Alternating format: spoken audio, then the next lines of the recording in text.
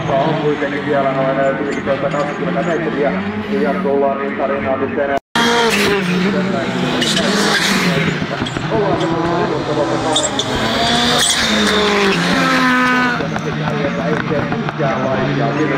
tosiaan Perkiömäki kertoi noin 170 kilometriä tunnissa.